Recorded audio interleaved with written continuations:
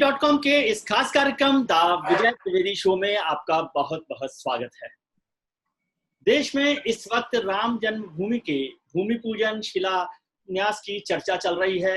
अयोध्या में तैयारियां चल रही हैं। देश भर से लोगों के आने जाने की चर्चा हो रही है कि कौन कौन वहां जा रहा है। 200 लोगों के बात वहां पर हुई है कि 200 अतिथियों को उस कार्यक्रम में शामिल किया जाएगा। ज्यादा भी हो सकते हैं लेकिन बहुत ज्यादा नहीं होंगे। लेकिन इस बीच में सबसे महत्वपूर्ण एक बड़ी खबर आई है कांग्रेस खेमे से।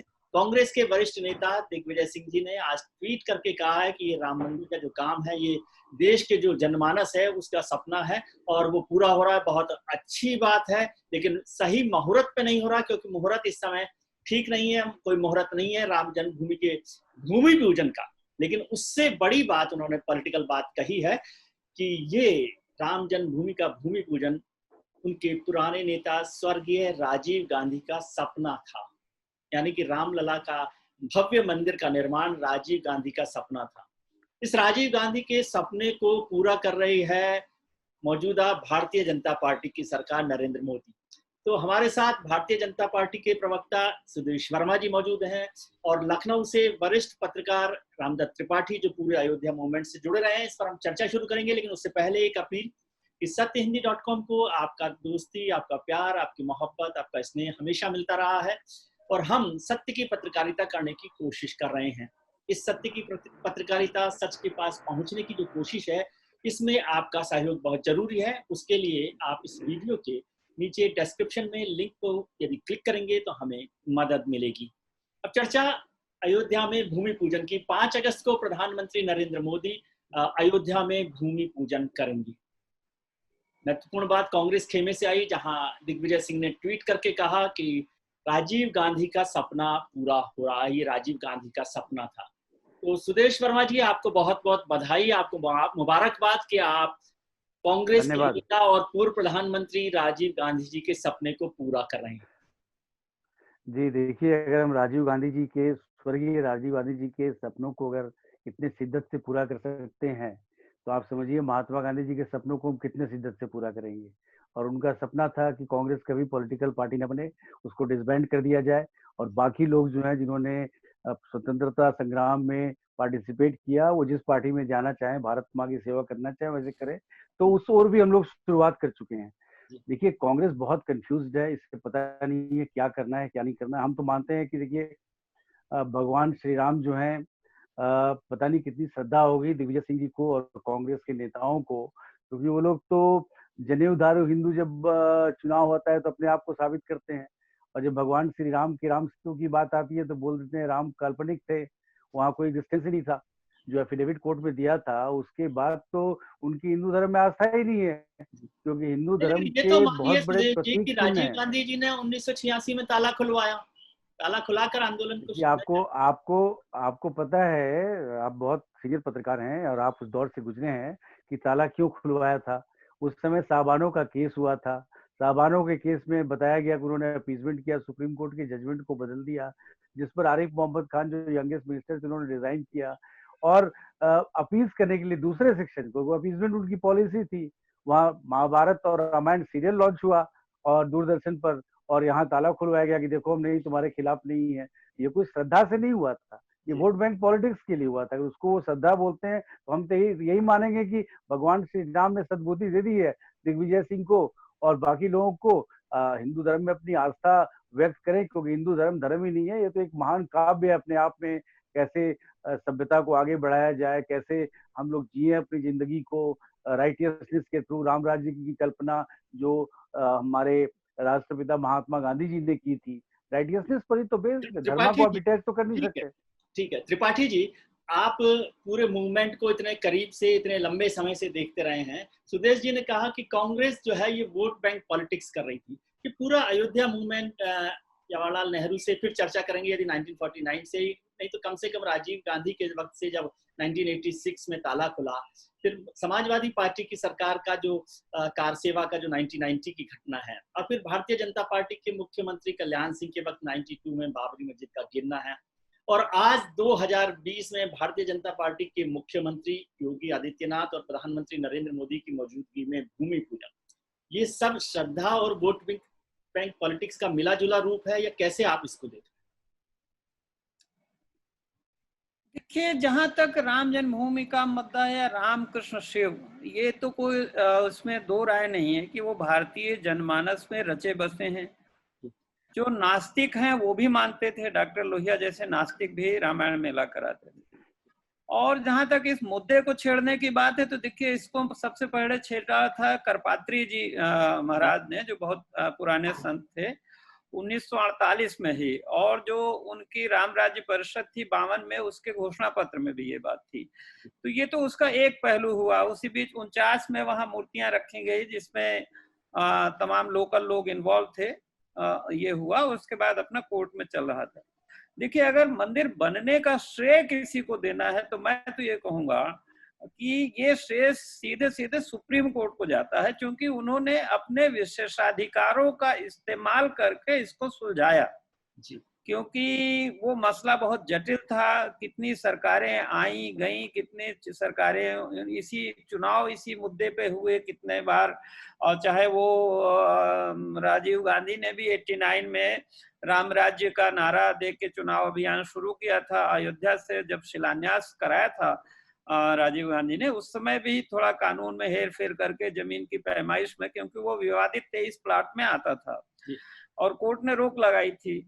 और इसके पहले जो ताला खुला था, वो भी जो शंकराचार्य स्वरूपानंद है, उनका दावा है कि भाई हमने राजीव गांधी पे दबाव डाला था। तो उस लिहाज से जो कांग्रेस नेता दिग्विजय सिंह की बात है, वो एक हद तक सच है कि कांग्रेस देखिए 80 के बाद सॉफ्ट हिंदुत्व का की तरफ झुक रही थी। इंदिरा जी तमाम मंदिरों में जा रही थी।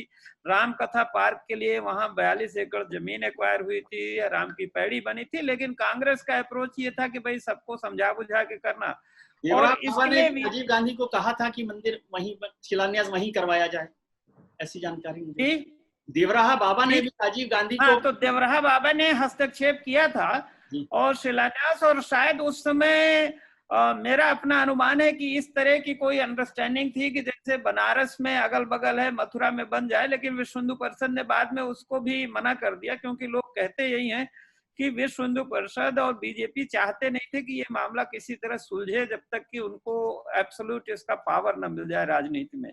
बहरहाल तो देवराहा बाबा की बात भी नहीं मानी गई शिलान्यास के बाद, नहीं तो उसी समय शुरू हो जाता, क्योंकि उस समय अंडरस्टैंडिंग थी कि पीछे मस्जिद छोड़ के लेकिन आगे हो जाए। आप जो कह रहे हैं उससे आप ऐसा तो नहीं कर रहे कि बीजेपी को जो ड्यू क्रेडिट मिलना चाहिए या विश्व हिंदू परिषद को राम जन्मभूमि आंदोलन का, वो आप देना नहीं चाहते?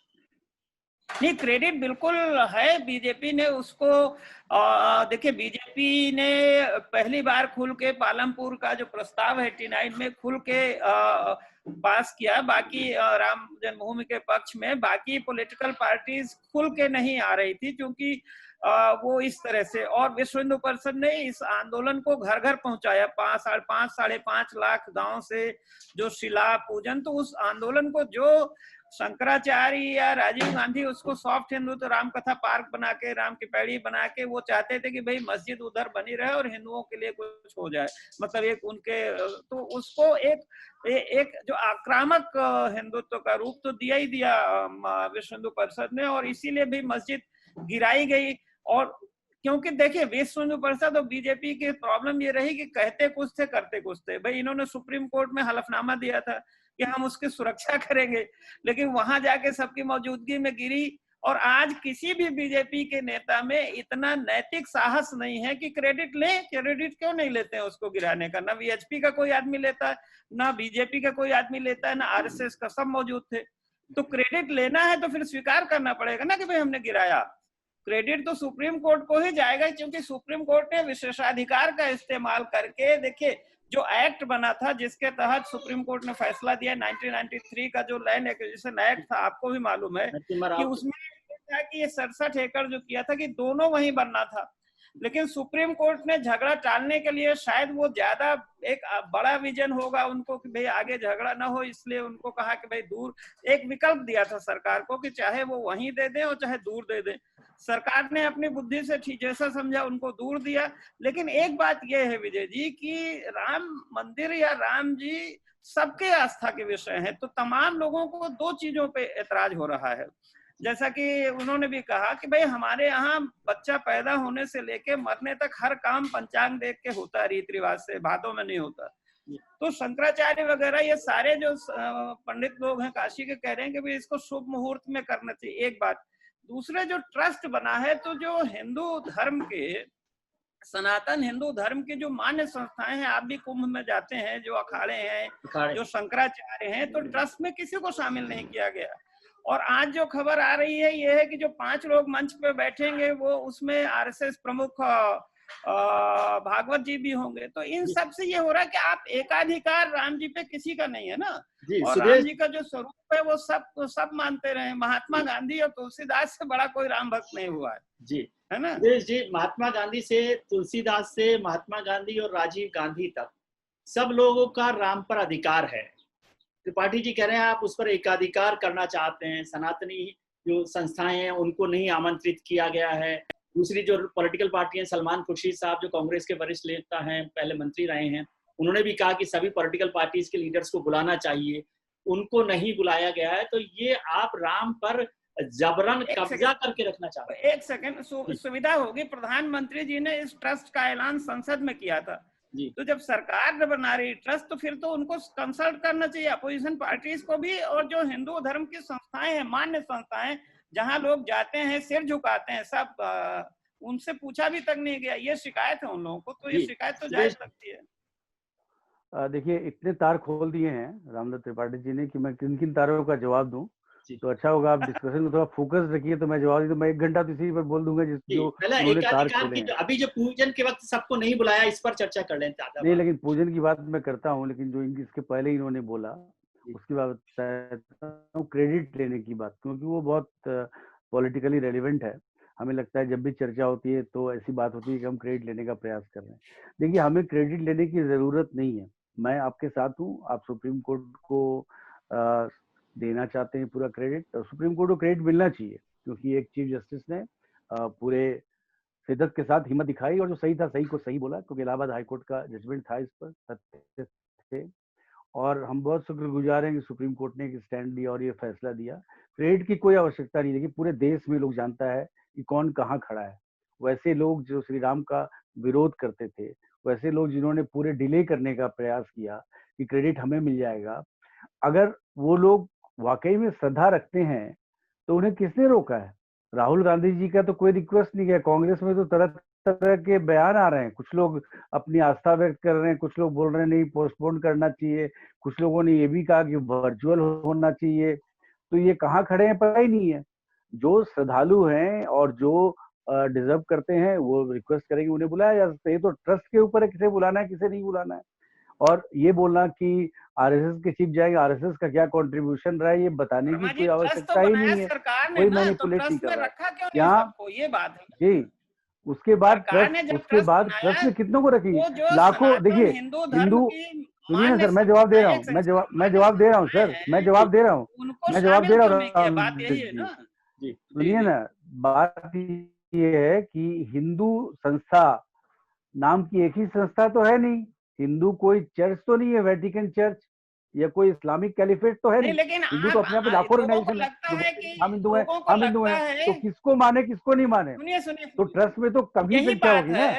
तो यही बात है, लोगों को लगता है कि अब आरएसएस उसको अयोध्या को वेटिकन बनाना चाहता है। ये कुछ लोगों का लग रहा है, तो बिल्कुल लग रहा है, तो बिल्कुल गलत है। कोई हिंदुज्म को कोई वेटिकन नहीं बना सकता।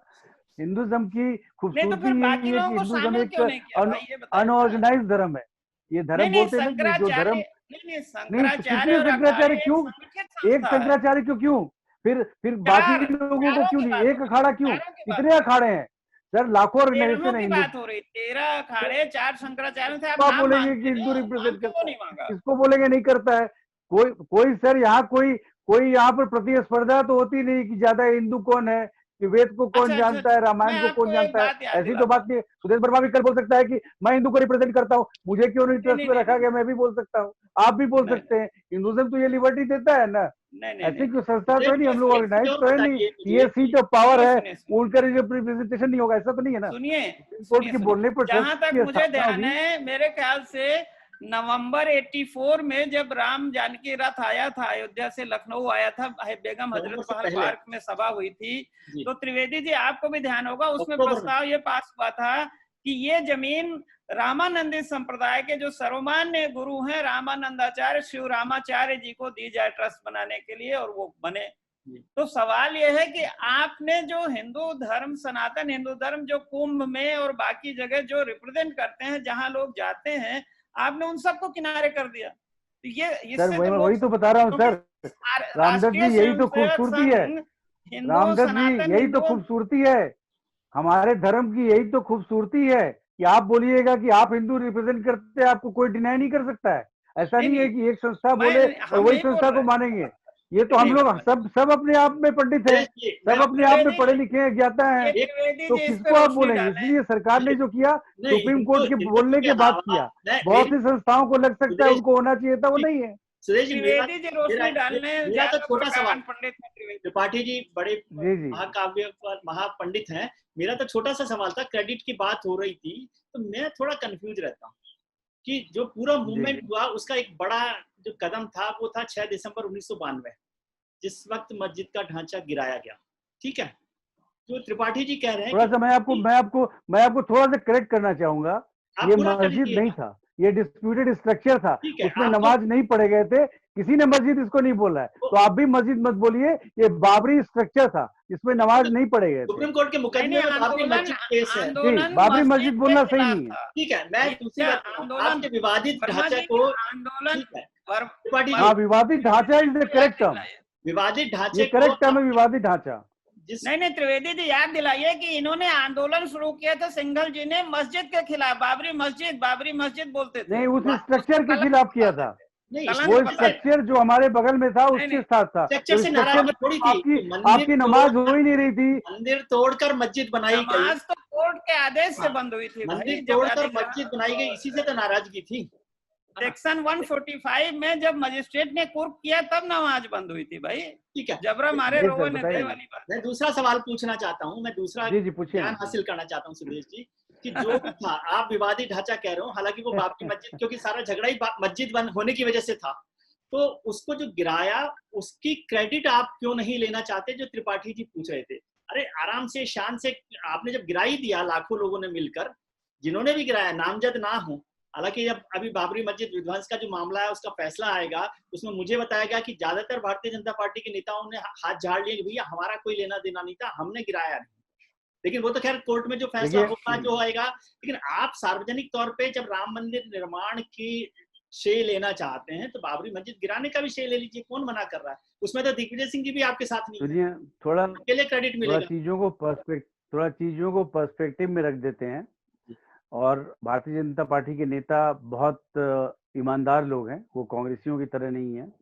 देखिए जब ढांचा गिरा था तो हमारे नेता अटल बिहारी वाजपेयी हो, चाहे अडवाणी जी हो, चाहे जोशी जी हो, चाहे किसी ने भी इसका क्रेडिट नहीं लिया, क्योंकि ये पार्ट ही नहीं था गिराने की कोई कवायद ही नहीं थी, ये तो एक कार सेवा था।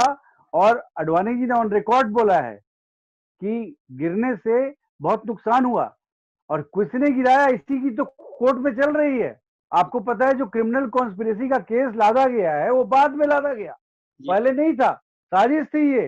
कोई क्रिमिनल कॉन्स्पिरेसी जब होती है लोगों को पता होता है, उसके बाद कुछ शिव सैनिक ने क्लेम किया, उसके बाद उस समय आपको पता है कि बाल ठाकरे ने बोला कि मुझे गर्व है शिव सैनिक पर, क्योंकि हमने तो कभी बोला नहीं किसी ने गिराया किसने गिराया, वो तो छानबीन हो रहा है। देखिए बहुत हकीकत है ये कि वहां जो कार सेवा कर रहे थे वो लोग कंट्रोल से बाहर हुए, जिसने भी किया वो खोजबीन का मामला है, कोई क्रेडिट लेने की बात ही नहीं है।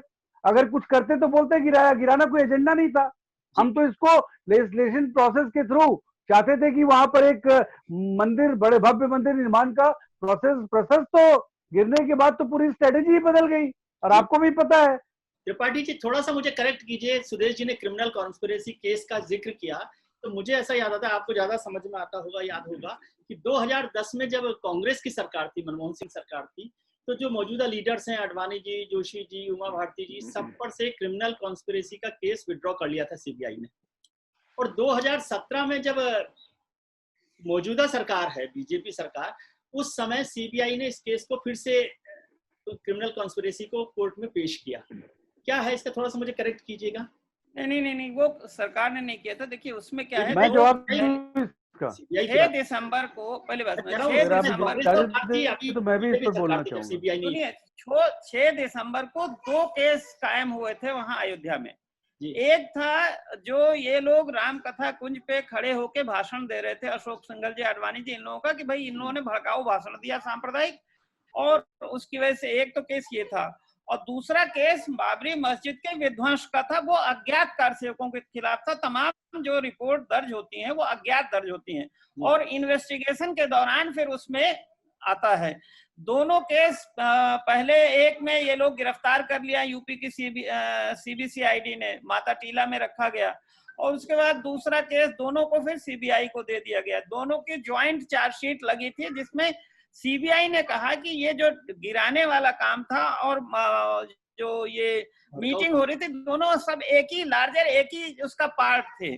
तो उन्होंने कहा कि भाई इसमें कॉन्स्पिरेसी हुई, इसमें बाला साहब ठाकरे, कल्याण सिंह, आडवाणी, ये सारे लोगों ने जो रथ यात्रा निकाली उसको एक बड़ा लार्जर उन्होंने उस तरह की चार्जशीट बनाई। तो जो कोर्ट थी उसने उसको अपहेल्ड कर दिया, लेकिन आडवाणी जी ने चार्जेस जो फ्रेम किए तो ज्वाइंट चार्जशीट का कर दिया।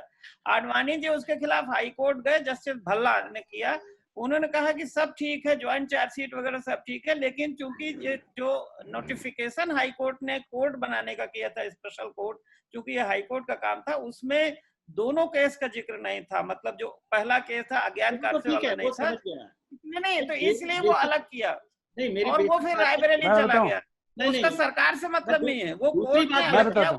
मेरा मसला दूसरा था, सुदेश जी को भी पता होगा कि 2010 में सीबीआई ने ये क्रिमिनल कॉन्स्पिरेसी के चार्जेस को विड्रॉ किया था। नहीं, तो वो तो जज ने अलग कर दिया था उसको, सीबीआई मैं बताता हूँ क्या हुआ था। कहा कि वो 6-7 लोगों मैं बताता हूँ क्या 8 लोगों पे अलग केस वहाँ चालू हो गया।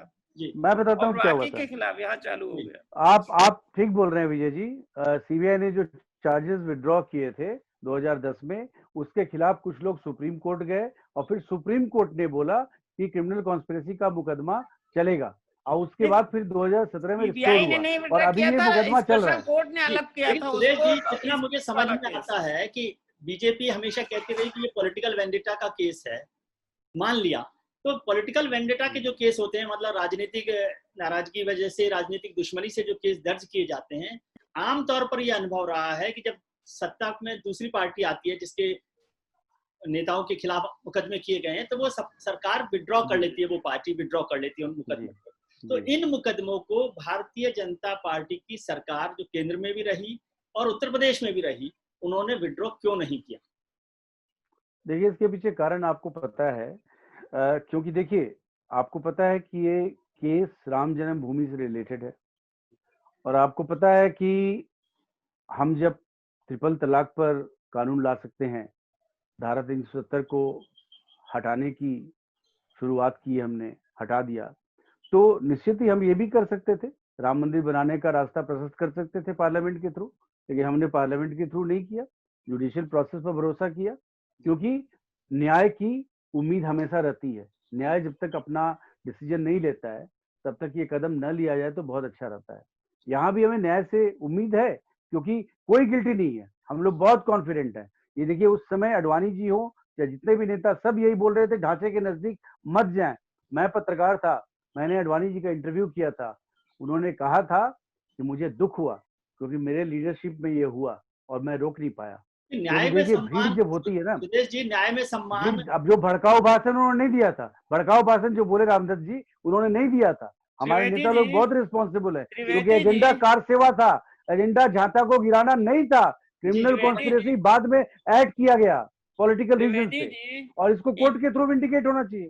त्रिवेदी जी, आडवाणी जी और जोशी जी आगरा से और बनारस से बाकायदे मूवमेंट को बढ़ाते हुए पूरे देश से लोगों को बुलाया गया, और 5 दिसंबर को जब सांकेतिक कार सेवा का ऐलान किया, जो धर्माचार्य जो भी इनकी परिषद थी, तो मेरे सामने हम लोग थे, अशोक सिंघल को सारे कार सेवकों ने कहा कि भाई आप बार बार हमको बुलाते हो कि ये कलंक है, इसको मिटाना है, और अब हम सांकेतिक कार सेवा के लिए क्यों बुला रहे? दूसरे देखिए, 2 तरह की चीजें होती है लॉ में, 2 चीजें बड़ी इंपॉर्टेंट है। एक चीज मैं जोड़ दूं त्रिपाठी जी, एक चीज आपके साथ ही जोड़ देता हूँ। आप बार बार आडवाणी जी को याद कर रहे हैं, सुदेश जी की पार्टी को याद नहीं है, आप पता नहीं क्यों राम मंदिर मूवमेंट से अडवाणी नहीं, हम लोग को याद है, अब हम लोग को याद है। अडवाणी जी का बहुत बड़ा कंट्रीब्यूशन है इस पार्टी को आगे बढ़ाने में और राम जन्मभूमि में भी। तो सुनिए ऐसा नहीं है, अडवाणी जी को कोई भूल नहीं सकता। नहीं, अडवाणी जी को ये नहीं भूलेंगे, अडवाणी जी को बिल्कुल ठीक से तड़पाएंगे, भूलेंगे क्यों, अच्छी तरह नहीं, तड़पा रहे तड़पाना हैं। क्या, अडवाणी जी हमारे सीनियर है भाई, उनकी आज्ञा सर माथे पर, सारे बीजेपी के अरे कार्यकर्ता। तो राष्ट्रपति बना दिए होते। वो छोड़िए ना सर, वो सब पॉलिटिकल चीजें हैं, आपको पता ही है। इसको हाँ, तो मैं जो इसको बात कोई कह रहा हूँ, देखिए, तो इसीलिए मैं वो बात दूसरी कह रहा था कि लॉ में दो चीजें हैं आईपीसी में, act of omission and act of commission.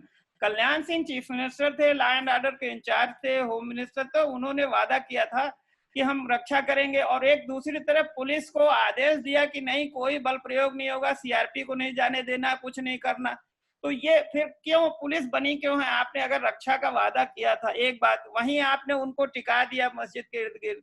दूसरे, आडवाणी जी भले कॉन्स्पिरेसी में शामिल न हो सकता है, मैं नहीं कहता कि वो कॉन्स्पिरेसी में थे कि नहीं थे, ये कोर्ट जाने, लेकिन एक लॉ है सेक्शन 149, अगर कोई भीड़ सामूहिक रूप से कोई काम करती है तो वो भीड़ के सभी लोग हर काम एक दूसरे के काम के लिए जिम्मेदार माने जाते हैं। तो आडवाणी जी और सिंघल जी सब उसी भीड़ का हिस्सा थे ना, जो वहां कार सेवा करने गए थे। तो इसका मतलब है, इसका मतलब है विजय जी, तो कार विजय सेवकों जी के इसका नेता, मतलब ये है, बताइए, आप अगर नेता वो है, लॉजिक नैतिक आपकी जिम्मेदारी माने, नहीं लेंगे? सुनिए नेता ना, अपने लेंगे फॉलोअर्स की उस नैतिक जिम्मेदारी नहीं लेगा? उस लेंगे ना सर, उस कहाँ ले रहे हैं? लॉजिक को माने तो, उस लॉजिक को माने तो लाखों लोगों को जाना चाहिए, फिर ये 5-6 नहीं, लोगों के खिलाफ ही क्यों, नेता तो सबको जाना जिम्मेदारी चाहिए। नहीं है। आज अब भूमि 24 पूजन की घंटे बात की हो रही जेल है भी हुई त्रिपाठी थी जी, कल्याण मैं सिंह जी आपसे को, आगे चलना कल्याण चाहते सिंह जी हैं। ने ये भी कहा है। सरयू में बहुत पानी बह गया सुदेश जी, आगे थोड़ा सा चलते हैं सर। अभी मैं अयोध्या जी, के विजुअल्स देख रहा था कि बहुत सुंदर उसकी तैयारी हो रही है। क्या आपको लगता है, आप इतने समय गए हैं अयोध्या, मैं भी बहुत बार गया हूँ, भले ही प्रधानमंत्री जी 6 साल बाद गए हो, लेकिन मैं बहुत बार गया 6 में, लेकिन हमेशा एक अयोध्या एक सूना सा शहर हुआ करता था, कस्बा होता था। आज उसकी रौनक लौटी है, उसमें डेवलपमेंट के काम हो रहे हैं, मुख्यमंत्री ने वहां पर इंटरनेशनल एयरपोर्ट की बात की, ये सब।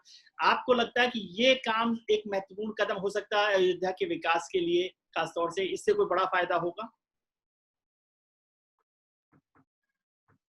किससे पूछ रहे हैं? आपसे पूछ रहे हैं। तो बड़े अच्छा, मुझसे नहीं, देखिए, मेरी बात हुई है वहां। देखिए, इन सब से क्या हुआ है, वहां जमीनें बहुत महंगी हो गई हैं। अगर आपको एक कुटिया डालनी हो तो बड़ा मुश्किल हो गया इस सब के ऐलान से। देखिए, आप एयरपोर्ट बनाइए, सब अच्छी बात है, आप सड़कों में रंग रोगन करिए, अच्छी बात है, वो तो डीएम और पूरी सरकार जुटी हुई है। अयोध्या का और वो पूर्वांचल हमारा गरीब इलाका है, जब तक लोगों की रोजी रोटी का, स्वास्थ्य का इंतजाम नहीं होगा, आज लोग कोरोना से मर रहे हैं, तो रोजी भूखों रोटी मर रहे हैं, होगी उससे। बेरोजगारी से मर रहे हैं। तो जब आप अयोध्या के बिल्डिंग बनाने से या अयोध्या में एयरपोर्ट लाने से, एयरपोर्ट में अयोध्या में किसकी हैसियत है जो चलेगा एयरपोर्ट से? कितने लोग हैं वहां जो भक्त लोग आते हैं, आप भी जानते हैं, गठरी बुठरी लेके, सत्तू चबेना लेके आते हैं। ये पूरा पूर्वांचल का इलाका है। इस इलाके में जब तक आप रोजगार नहीं देंगे, वहां की बाढ़ की समस्या नहीं हल करेंगे, किसानों को उनको उचित दाम नहीं देंगे, तब तक उस क्षेत्र का विकास नहीं होगा। उस क्षेत्र का विकास, ये, हाँ, ठेकेदारों का फायदा होगा, बड़ी बड़ी कंपनियां ठेका ले जा रही हैं, अफसरों का फायदा है, बढ़िया कमीशन मिल रहा है, अच्छा है। सुदेश जी, मैं इससे आगे वाली बात जानना चाहता हूँ। जी, आप बोलिए पहले। इस पर मैं बोलता जी, देखिए, ये वही लॉजिक दे रहे हैं जो कश्मीर में लोग देते रहे हैं, सेपरेटिस्ट लोग। यहाँ का जमीन का दाम बढ़ गया, जमीन का दाम बढ़ा ना कश्मीर में भी, तो वहाँ के लोगों को फायदा हुआ ना। लोग क्यों कहाँ गरीब फायदा रहे हैं हुआ? वो बताइए? बेचारे गरीब आदमी को एक बिल्कुल झोपड़ी फायदा हो बना, रहा है। अगर वो अपनी जमीन बेचेंगे तो जो लाख रुपया का था आज करोड़ों में बिक रहा है। तो क्यों अयोध्या बेचे में जो साहब? लोग जमीन लेके रहा था, अरे क्यों उनकी बेचे क्या यार? गलती है भाई कि उनकी जमीन का वर्मा दाम जी, ना क्यों बढ़े? बेचे बताइए, जमीन? अयोध्या के उनकी लोग जमीन क्यों का जमीन दाम क्यों बेचे? बढ़े? अगर नहीं बेचेंगे तो होटल बनाएंगे, लोग जाएंगे वहां रहेंगे तो उनको पैसा मिलेगा। एयरपोर्ट से बाहर के लोग जाएंगे। भगवान श्री राम का मतलब सिर्फ अयोध्या तो नहीं है, पूरी भारतवर्ष है। लेकिन और सुदेश जी, मैं बाहर भी जो लोग हिंदू इससे बसे हुए आगे हैं, की बात वो जानना लोग चाहता तो अगर आम आएंगे, आदमी भी तो है। अरे पर्यटन तो मैं बढ़ेगा तो कह रहा तो हूँ कि निश्चित मैं ही तो वहां वहां की के विकास होगा वहां पर। जी, अयोध्या नगरी सुदेश अगर जी, एक मैं इससे आगे की संत बात नगरी जानना के रूप चाहता में हूँ आती है तो आपके विकास साथ। कहाँ का होगा? मैं आपके साथ पूर्वांचल हूँ के सुदेश लोगों जी के लिए कि भी कुछ विकास वहां करना पर हो रहा चाहिए। है, डेवलपमेंट हो रहा है, लेकिन क्या जरूरी है हिंदुस्तान में डेवलपमेंट के लिए कि अयोध्या जैसा शहर में राम मंदिर का निर्माण हो तभी हो? वहां पर 4 साल से सरकार, 3.5 साल से सरकार आपकी है, 6 साल से केंद्र में आपकी सरकार है, 70-75 एमपीज वहां पर रहे हैं, डेवलपमेंट नहीं हुआ। भारतीय जनता पार्टी की केंद्र सरकार ने स्मार्ट सिटी का सपना देश भर को दिखाया, उनमें से कोई स्मार्ट सिटी नहीं बने हैं, लेकिन अयोध्या में राम मंदिर बनने के साथ ही पूरा, ये बहुत अच्छी बात है कि वहां डेवलपमेंट हो रहा है, लेकिन क्या जरूरी है कि कोई मंदिर का निर्माण हो, कोई बड़ी घटना हो, अमृतसर हो, तिरुपति हो, या वैष्णो देवी हो, या शिरडी के साईं बाबा हो, उन्हीं स्थानों पर शहरों के निर्माण पर, विकास पर ध्यान दे। स्मार्ट सिटी का जो प्लान था वो तो पता नहीं कहाँ चला गया। सांसद ग्राम योजना थी, उसका आपको पता है कि क्या हाल हुआ है। तो क्यों नहीं फोकस किया जा रहा, केवल वोट बैंक पॉलिटिक्स के थ्रू विकास का नाम लिया जा रहा है? मुझे समझ में नहीं आया वोट बैंक पॉलिटिक्स कहाँ से आ गया। आप जरूर बैंगलोर गए होंगे, जरूर हैदराबाद गए होंगे, अगर आप इधर गए होंगे, चेन्नई गए होंगे, स्मार्ट सिटी के प्रोजेक्ट का और जानकारी है ना। मैं बता रहा हूँ, सुनिए ना, मैं आ रहा हूँ उस पर। तो आप अगर वहाँ के एयरपोर्ट से अगर शहर के रास्ते को देखें और बनारस के एयरपोर्ट से बनारस शहर के रास्ते को देखें, तो आपको बहुत ज्यादा फर्क नहीं आएगा। विकास कैसे होता है, वही बनारस है, वही श्रद्धालु लोग हैं। ऐसा नहीं श्रद्धालु लोग का जाना बंद हो गया, अब और ज्यादा लोग जा रहे हैं क्योंकि सुविधा हो गई है। बनारस सिटी जो है बहुत विकास किया है। तो हम लोग श्रद्धालु लोग हैं, और निश्चित ही मंदिर हो, मस्जिद हो, गिरजाघर हो, ये सब अट्रैक्शंस होते हैं। आप जाते हैं कहीं तो क्या देखते हैं, हिस्टोरिकल प्लेसेस। राम हमारे पूर्वज, अगर आप भगवान नहीं माने तब भी आपके पूरा वो प्रदेश कैसा था, अयोध्या नगरी कैसी थी, जिसके बारे में रामायण में पढ़ते आए हैं। भगवान राम के हैं, इसको कोई डाउट नहीं। निश्चित ही लोग जाना तो राम पथ बना रहे हैं कि राम ने जहाँ राम ट्रेवल किए थे उस पाथ को बना के टूरिज्म डेवलप कर रहे हैं। हम सुन लीजिए सर मैं बोल रहा हूँ, मुझे बोलने दीजिए पहले। उसके बाद हम बुद्धिस्ट सर्किट बना रहे हैं कि गौतम बुद्धा के कहाँ पर उनके तीर्थ स्थल है, उनको जोड़कर, जिससे कि बाहर से पर्यटक आ सके। ये सब तो अट्रैक्शन होता है, इसमें किसी को क्या प्रॉब्लम हो सकता है? ये तो और खुशी की बात है कि जब सुविधा होगी तो सारे लोग जाएंगे, अपनी श्रद्धा व्यक्त करेंगे, और वहाँ के जो लोकल लोग हैं उनका विकास होगा, ठीक है, क्योंकि बहुत ज्यादा आदान प्रदान होगा। बहुत कम है। त्रिपाठी जी आपकी बात, फिर आखिरी बात सुदेश जी से पूछूंगा। जी आप। नहीं, मैं तो सिंपल बात कर रहा था कि देखिए, मैंने जो बात की वो पूर्वांचल के लोगों के जीवन स्तर में सुधार की बात की। और मेरा मानना है, आप देखिए, अगर इस तरह से विकास के इसी मॉडल का कॉन्फ्लिक्ट है पूरे देश में 91 के बाद जो शुरू हुआ, तो इससे कितना आम आदमी को फायदा हुआ। आज 80 करोड़ लोगों को अगर सरकार फ्री का राशन न दे तो पेट नहीं भरेगा। तो उन 80 करोड़ लोगों का भी सोचना चाहिए ना, खाली हवाई जहाज वाली बात नहीं। तो ये बात है। दूसरी बात, मैं ये मानता हूँ कि जो मंदिर है डेवलपमेंट तो मदद करता है ना, स्टेप बाय स्टेप जो मंदिर। हाँ, तो देवघर बताइए, क्या देवघर होता अगर वहां पर बाबा धाम नहीं होता? तो ये बताइए। मैं सेंटर में अगर आप देवघर गए तो आप समझ सकते हैं मैं क्या बोल रहा हूँ। नहीं, हमारे देश की जो इकोनॉमी है वो मंदिरों से, मेलों से, ठेलों से चलती है। इसमें मैं तो कह रहा हूँ, और चाहे तिरुपति का मंदिर हो, चाहे जितने भी बड़े बड़े मंदिर हो, उनसे इकोनॉमी चलती है, बिल्कुल चलती है। आपकी शिकायत थी कि अयोध्या का जो हमारे पूर्वांचल के लोग, नहीं, जो हमारे पूर्वांचल के लोग रहती थी कि अयोध्या का डेवलपमेंट नहीं हो रहा। अब हमारे जो पूर्वांचल के लोग हैं, मेरा कहना है कि थोड़ा वहाँ गरीबों पे ध्यान रखना चाहिए कि वो गरीब वहाँ आके, क्योंकि वो तो होटल में नहीं रह सकता, जिसके पास खाने को नहीं है, तो वो कहाँ जाके रुकेंगे, इस पर भी ध्यान देना चाहिए। राम मंदिर ख्याल रखेगा ना उनका राम मंदिर बहुत बड़ा परिसर बनने वाला है, उनका ख्याल रखेगा। बनाना चाहिए, क्योंकि वहाँ चबेना लेके, सत्तू लेके लोग आते हैं। वहाँ होटल वाला भीड़ नहीं, हरिद्वार नहीं है, बिल्कुल अयोध्या के इर्द गिर्द यूपी और बिहार पूरा गरीब इलाका है। तो अगर विकास करना है तो उन लोगों के लिए करना है। राम का मंदिर बहुत भव्य मंदिर बन रहा है, सब चीजें वहाँ होंगी, आपको ही पता है। आखिरी सवाल आप ही से कर रहा हूँ मैं, कि मुझे बताया गया कि ये राम मंदिर जो जन्मभूमि तीर्थ ट्रस्ट है, उसको अंदाजा है कि 3-3.5 साल में मंदिर का निर्माण वहां पर हो जाएगा। 3.5 साल का यदि आज की तारीख से हिसाब लगाया जाए तो 2024 के चुनाव करीब करीब होंगे। तो 5 अगस्त 2020 को अयोध्या में जो भूमि पूजन है वो राम जन्मभूमि का भूमि पूजन है, या 2024 के चुनावों के अभियान की शुरुआत का भूमि पूजन है? देखिए, आपने बहुत सही लफ्ज का इस्तेमाल किया, ये भूमि पूजन है, क्योंकि आपको पता है शिलान्यास नहीं है, शिलान्यास हो चुका है। जो लोग ऑस्पिशियसनेस की बात करते हैं, क्योंकि भूमि पूजन में जहाँ धरती माँ से मांगा जाता आशीर्वाद की, चूंकि आपको खोदना है, धरती को नींव बनाने हैं, स्ट्रक्चर बनाने हैं, तो आप परमिशन लेते हैं। जिस तरह से हम लोग के धर्म में है कि पेड़ों के पत्तों को तोड़ते हुए तो भी आप प्रणाम करके परमिशन लेते हैं। तो ये अपनी आस्था है हमारी। तो ये वहां होने वाला है, ये शिलान्यास तो हुआ है, ये भूमि पूजन होने वाला है। और देखिए, आप टाइमिंग को किसी भी नजर से देख लीजिए, लेकिन हकीकत ये है कि हमें इस बात की खुशी है कि हम ने जो वादा किया था, एक भव्य मंदिर बनाने का रास्ता प्रशस्त करेंगे। हम शुक्रगुजार हैं सुप्रीम कोर्ट का, सुप्रीम कोर्ट ने एक फैसला दिया और बाकी जो हमारे हाथ में उसको हम करेंगे। देखिए विजय जी, आप एंकर हैं, आप बहुत कुछ करेंगे, मैं भी जर्नलिस्ट था, मैं अब पॉलिटिक्स में हूँ, लेकिन अंततो गत्वा भगवान श्री राम के चरणों में ही जाना होगा। राम नाम सत्य है, वही एक हकीकत है, हिंदू जीवन पद्धति वही है। तो हर व्यक्ति भगवान श्री राम में इसलिए बड़े आस्था सत्य रखता का है, जितना उनके बिना कुछ सोच ही नहीं सकता। सर, बड़े सत्य जितना दिमाग मेरा नहीं है। मैं तो इतना छोटा सा सत्य पूछ रहा था कि ये 2024 के चुनाव का भूमि पूजन, चुनाव अभियान का भूमि पूजन है क्या? नहीं, इतने छोटे से परिवेश में अगर हम लोग न देखें तो ज्यादा अच्छा रहेगा, क्योंकि मुझे नहीं लगता कि नरेंद्र मोदी जी को सत्ता से कोई भी हटाने की कुवत आज इस भारतवर्ष में रखता हो। और किसी को भी भ्रम है तो भ्रम न रखे, अगले 20-25 साल तक कोई और पार्टी नहीं आने वाली। और ये तो हमारा कमिटमेंट, जो सारे कमिटमेंट है भारत को मजबूत बनाने के, चाहे वो राफेल के थ्रू हो, चाहे वो सबको बराबरी का अधिकार देने के हो, चाहे सबको आगे बढ़ाने का, वो हम करेंगे। इसमें कोई भी राजनीति आपको देखना हो, आप पत्रकार हैं, आप स्वतंत्र हैं, देख सकते हैं। त्रिपाठी जी, सुरेश जी ने कह दिया 20-25 साल में सूरज नहीं डूबने वाला, तो ईस्ट इंडिया कंपनी के बाद अभी इस सरकार का सूरज डूबने वाला नहीं है।